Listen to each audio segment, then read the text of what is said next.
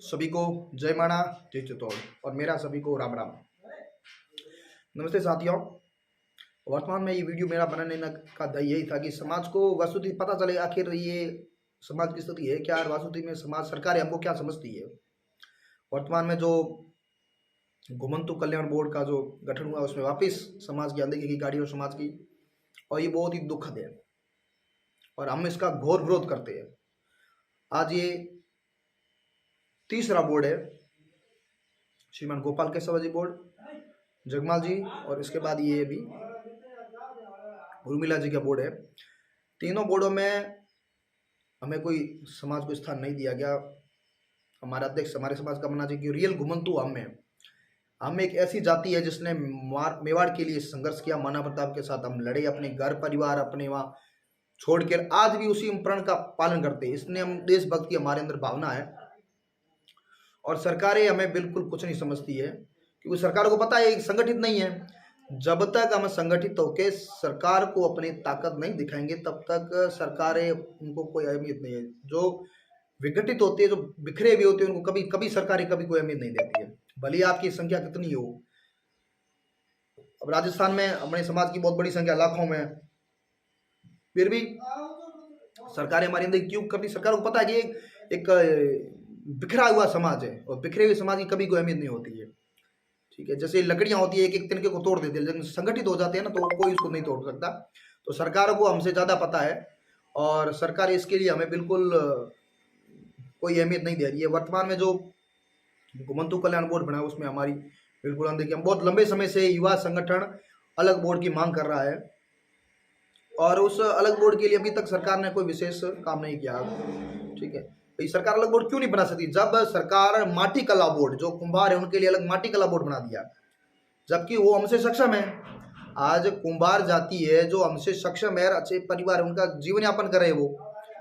दूसरा केश कला बोर्ड यानी कि केश जो इनके लिए अलग, मतलब नाइयों के अलग बोर्ड बना दिया। हम विरोध नहीं करते भाई, उनके बोर्ड होना चाहिए, लेकिन गाड़िया लोअरिंग बैकवर्ड स्थिति में समाज है। हमारी समाज की बहुत बुरी हालत है। अभी वर्तमान में जो अभियान हुआ प्रशासन या गांव शहरों के संग दोनों अभियान हुए, इसमें भी हमारे समाज की पूरी तरह अनदेखी की कि हमें इतने भूख नहीं दिए गए। आज लोग कई समय से आवेदन किए हुए, हमारे लोग गोचर और भूमि में बैठे हैं, उनके लिए समस्या है, हमारी जाति में समस्या है। अब कुछ लोग हैं जो बिल्कुल आके बैठ गए, रिकॉर्ड में उन्होंने लवार लिख दिया, उनकी तो गलती थी नहीं उसके। तो इस प्रकार से हमारे मुद्दे यार सरकारें इस मुद्दों पे ध्यान नहीं दे रही है, क्योंकि उनको पता असंगठित है, क्यों उनके लिए समय निकाले। ठीक है, बात रही बात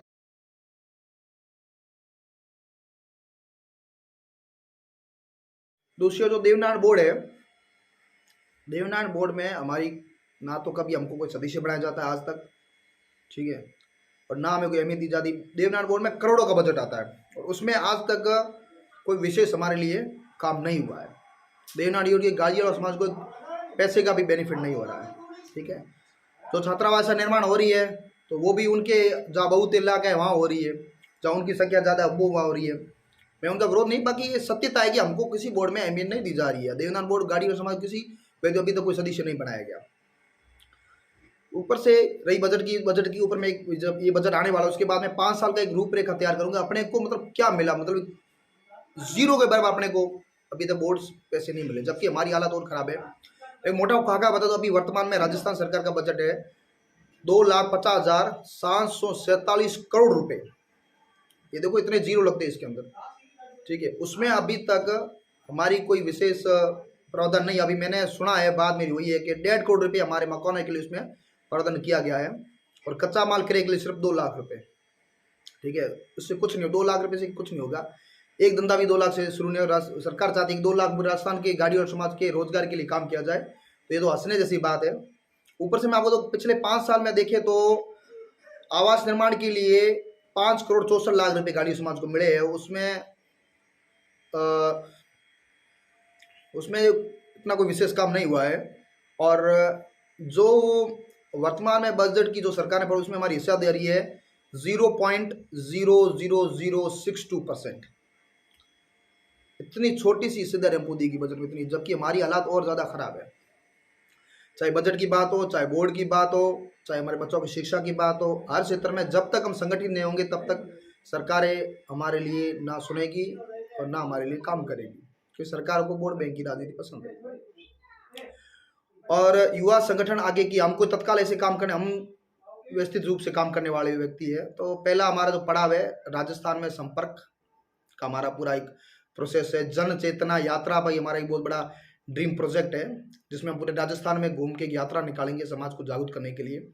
उसकी कार्य योजना भी बन रही है। और जाति प्रबंधन डॉक्टर पुष्कर राठौड़ है, वो अपने स्तर पे काम कर रहे हैं और अच्छा काम कर रहे हैं। और हमारे पास अभी मैंने फॉर्म अपडेट किया, 44 लोगों ने वॉलंटियर के रूप में काम करने की इच्छा जाहिर की, तो उनको भी हम साथ में जोड़ के जाति प्रबंधन मुद्दा भी हम सुलझाने की कोशिश करेंगे। जितने जाति हो कुछ भी, सब अपने को जब तक समाज एकत्रित होके पूरा समाज प्रयत्न नहीं करेगा तो अपन क्या चाहते हैं कि अपन घर बैठे रहे अपने को लाभ मिल जाए, ऐसा नहीं होगा। अपने को अपने बच्चों के भविष्य के लिए आना पड़ेगा, आंदोलन करना पड़ेगा, सड़कों पे आना पड़ेगा और समाज हित के लिए लड़ाई लड़नी पड़ेगी, जब जाके हमारे बच्चों का कोई भविष्य सुरक्षित हो सकता है। जो जल्दी राजस्थान गाड़ियालवार युवा विकास संस्थान एक संपर्क और सदस्य अभियान की आगाज करने वाला है। पूरा डिजिटल होगा, पूरा आप घर बैठे कहीं गांव ढाणी बैठे उसमें संगठन के सदस्य बन सकते हैं। इससे आपके कांटेक्ट हमारे पास आ जाएंगे, तो आने वाले समय में जो आंदोलन होगा उसमें आपकी पूरी हिस्सेदारी रहेगी। और उससे पहले भी जो युवा है जिनको लगता है कि निस्वार्थ भाव से समाज की सेवा करना चाहते हैं, वो हमसे जुड़े, युवा संगठन जुड़े और हम आगे के आंदोलन के लिए, आगे की रूपरेखा के लिए जो हम सदस्य जो समाज को संगठित कर रहे हैं इसमें वो अपना योगदान दे सकते हैं। तो युवाओं से, विशेषकर मेरा युवाओं से आह्वान है, आप आइए हमारे साथ जुड़िए और संगठन इस समाज में जुड़िए, ताकि आने वाले समय में आपके बच्चों का भविष्य सुरक्षित हो सके, हमारे बच्चों का भविष्य सुरक्षित हो सके और हमारे बच्चे बोल सके हमारे जो पूर्वज थे उन्होंने तो लड़ाई लड़ी और समाज को एक ऐसा गौरव देके गए जो आज विश्व में किसी के पास गाड़ी और समाज का इतना बड़ा गौरव है। लेकिन हमारे मध्यवर्गीय परिवार थे, जो हमारे अभी आधुनिक जो हमारे पुरुष थे, उन्होंने उस पूरे ऊपर पानी फेर दिया। हम ऐसा पानी नहीं फेरने देंगे, हमारे बच्चों को एक सम्मान स्वाभिमान का जीवन देंगे। हम गाड़ियालवार है और हम लड़ने वाले हैं और अपने अधिकार लड़ेंगे। हमारे पूर्वजों ने जो त्याग किए उसका हमें लाभ मिलना चाहिए, ठीक है, उनको सम्मान मिलना चाहिए। इस प्रकार से सरकारें हमको इसे इग्नोर नहीं कर सकती, ठीक है। अभी हम जब आएंगे रोडों पर सबको अकल ठिकाने सबकी आ जाएगी, ठीक है। वो सोचते हैं कि हम जैसे अभी वैसे नहीं होने वाला, ध्यान रखना, हम जाग गए। अब वो समय दूर आ गई बिल्कुल, कि आप हमको इग्नोर कर लोगे। आपने स्वतंत्रता के समय जो 6 अप्रैल 1955 में हमको वादे दिए उनका अभी तो कुछ नहीं हुआ। आपने विशेष अधिकारी नियुक्त किया, ठीक है, आपने लाखों का बजट हमारे एलोकेशन था वो आपने खत्म कर लिया, ठीक है। हमारे गाड़ी समाज की स्पेशल कोचिंग सेंटर का प्रावधान था वो खत्म कर लिया। हमारे समाज कल्याण विभाग में एक विशेष अधिकारी नियुक्त उसका आपने पद खाली खत्म कर दिया। मतलब आप क्या समझ रहे हो हमको, ठीक है। तो ये सीधी लड़ाई है सरकार से आने वाले समय में और इसका पहला पड़ाव है समाज को संगठित करना, समाज तक पहुंचना, हर गांव ढाणी तक पहुंचना। और हमारा लक्ष्य है कि 20,000 सदस्य, हमारा लक्ष्य है कि 20,000 सदस्य युवा संगठन के होने चाहिए, जब जाके हम सरकार से आगे लड़ाई लड़ेंगे। और आपसे भी निवेदन है थोड़ा समाज के लिए विचार कीजिए, समाज के लिए आगे आने का प्रयत्न कीजिए, अब स्थानीय लेवल पे कीजिए। आने वाला हर गांव ढाणी तक में आंदोलन लड़ेंगे, हर जिले जिले पे हम आंदोलन लड़ेंगे और अपना अधिकार लेके रहेंगे, ठीक है। इसी के साथ जय माणा जय चित्तौड़। मैं जल्दी बजट के ऊपर मैं एक वीडियो बनाने वाला हूँ। ये वीडियो में क्यों बना, ताकि समाज जागरूक हो, उनको एहसास हो कि आखिर छल हो क्या रहा है। क्योंकि अपने समाज के लोग बेचारे अशिक्षित है, उनको पता ही नहीं चल रहा है कि जयपुर में बैठ के लोग क्या क्या अपने साथ कर रहे हैं। मतलब सोच रहे बजट का इतना छोटा हिस्सा, आप ये देखो कितने, इतना परसेंट, इतना सही, इतने ये तो बड़ा है। और सरकार के पास 2,50,747 2,50,747 करोड़ रुपए, इतने पैसे है कि आप जीरो कितने जी रहे हैं इसके। इतना बड़ा बजट हो गया, हमको क्या मिलता है इसमें? हर बार वही सिस्टम होता है, कुछ नहीं मिलता अपने को, ठीक है। इसी के साथ जय माणा जय चित्तौड़। आप सुरक्षित रहे, स्वच्छ रहे, मेरा आशा है। जय माणा।